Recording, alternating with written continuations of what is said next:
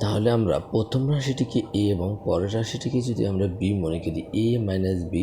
Whole square সমান আমরা কি জানি, square minus two a B আমাদের কি 6y প্লাস কত বি স্কোয়ার।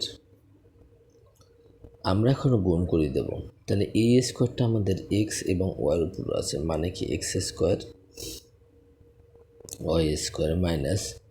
6 দুগুণে 12 এক্স ওয়াই ওয়াই কি ওয়াই স্কোয়ার প্লাস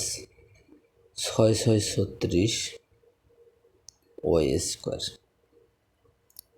স্কোয়ার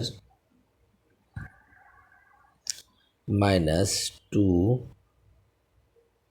এ b plus b square.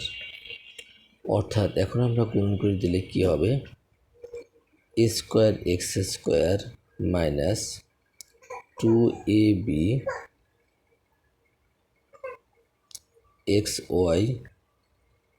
Plus b square